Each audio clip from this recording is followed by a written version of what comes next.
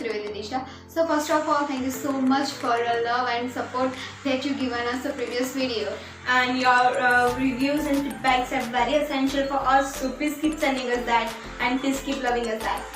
So આજના વિડીયોમાં આપણે વાત કરીશું કે જ્યારે કોરોનાનું પેન્ડેમિક ચાલી રહ્યું છે આખા વિશ્વમાં, સો તેની અંદર આપણે કોઈ બી એઝ અ ઇન્ટરનેશનલ સ્ટુડન્ટ કોઈ બી બીજી કન્ટ્રીમાં માઇગ્રેટ થવું જોઈએ કે નહીં, એના મેરિટ્સ બી છે એના ડીમેરિટ્સ બી છે.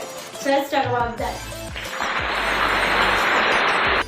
So here we start our first part. First પાર્ટમાં એ સિચ્યુએશન છે કે જે લોકોએ અત્યારે એક્ઝામ આપવાની છે, જેના અત્યારે કોચિંગ ચાલી રહ્યા છે, જે લોકો વેઇટ કરી રહ્યા છે કે ક્યારેક IELTS એક્ઝામ કન્ડક્ટ કરવાનું સ્ટાર્ટ કરીને લોકો એક્ઝામ આપીએ, યા તો જેને લોકડાઉન પહેલાં એક્ઝામ આપી દીધી છે, જેને એપ્લાય કર્યું છે બટ હજી થયું નથી, એ લોકો માટે અત્યારે બેસ્ટ ઓપ્શન એ રહેશે કે ના નેક્સ્ટ જાન્યુઆરી યા તો મે ઇન્ટેક સિલેક્ટ કરે.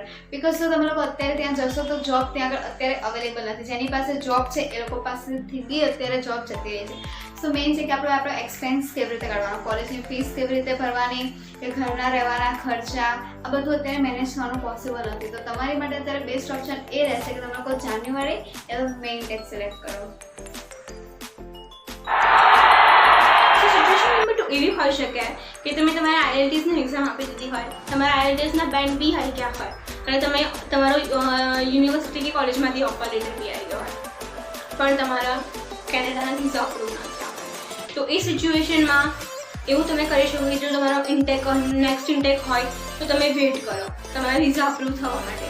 અને ઇફ તમારો ઇન્ટેક લાસ્ટ ઇન્ટેક હતું જે મે ઇન્ટેક, તો તમારા ઓબ્વિયસ થિંગ છે કે એના ઓનલાઈન ક્લાસ સ્ટાર્ટ થઈ ગયા હશે, તો તમે એને અટેન્ડ ના કરો. બિકોઝ તમે ક્લાસ અટેન્ડ કરવાના સ્ટાર્ટ કરી દીધા ને અને તમારા વિઝા અપ્રૂવ ના થયા તો એ લોકો તમારા જેવી તમે ફીસ પે કરી છે તમારા રિસ્પેક્ટિવ કોલેજ કે યુનિવર્સિટીમાં, એ તમારી ફીસ રિફંડ નહીં થાય. તમારા એજન્ટ જોડે વાત કરો.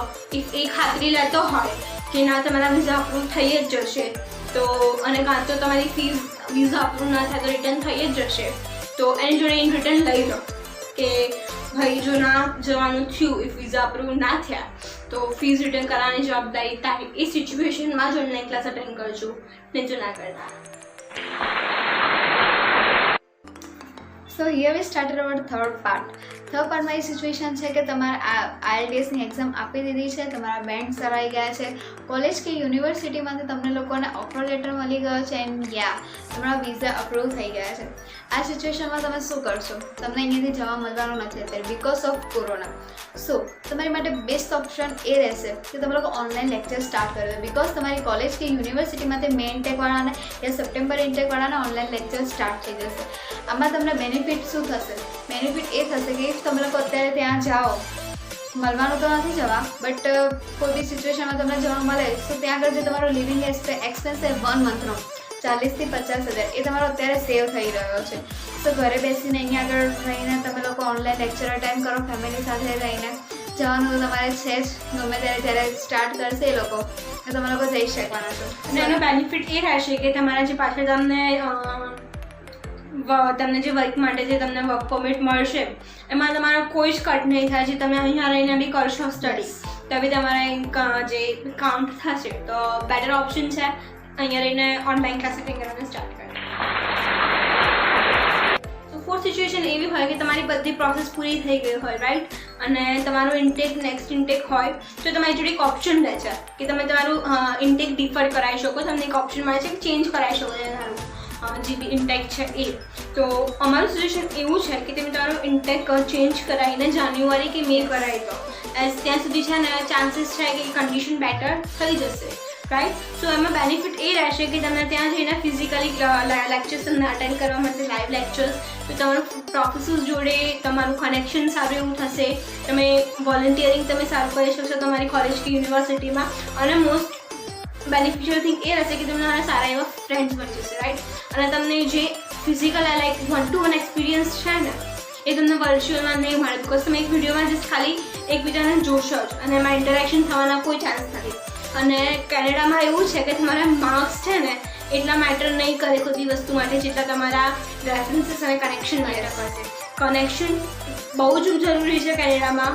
તો એ વસ્તુ અહીંયા જો તમે ઓનલાઈન ક્લાસ અટેન્ડ કરો ને, ઇફ તમારા ઇન્ટેક નેક્સ્ટ સ્ટાર્ટ થવાનું હોય તો એ તમને અહીંયા આ ડિમેરિટ છે એ તમને લોસ થઈ શકે. તો બેટર છે કે તમારું જે બી ઇન્ટેક છે ને એ તમે ડિફર કરાવી દો. સો યસ, મેવાળાને તો ઓપ્શન નથી કે હવે ઇન્ટેક ચેન્જ કરી શકે, એ લોકોને ઓલરેડી સ્ટાર્ટ થયું બટ યા સપ્ટેમ્બરવાળા માટે હજી ઓપ્શન છે કે એ લોકો એમનું ઇન્ટેક ડિફેર કરાવીને જાન્યુઆરીમાં પ્લીઝ લઈ જાઓ. સો તમારી માટે વધારે બેનિફિટ છે. થેન્ક યુ ફોર વોચિંગ આ વિડીયો.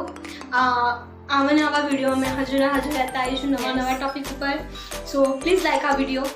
એની આ કોઈ પણ ક્વેરી હોય તો પ્લીઝ કમેન્ટ બોક્સમાં કમેન્ટ કરો. ઇફ તમને લોકોને ત્યાં આગળ રિપ્લાય આપવાનો પોસિબલ હશે તો અમે રિપ્લાય આપીને સમજાવી દઈશું, યા તો અમે લોકો તમારી માટે નવો વિડીયો બનાવી દઈશું. અને પ્લીઝ આ વિડીયો જેટલો બને એટલું સુધી તમારા ફ્રેન્ડ્સ અને ફેમિલી મેમ્બરને શેર કરો, જેથી આ લોકોને આ ઇન્ફોર્મેશન મળી શકે. અને સ્પેશિયલી જે લોકો અબ્રોડ જવાના હોય, this is not specially for Canada, any other country, કોઈ બી કન્ટ્રી માટે જો આ વિડીયો એપ્લિકેબલ છે.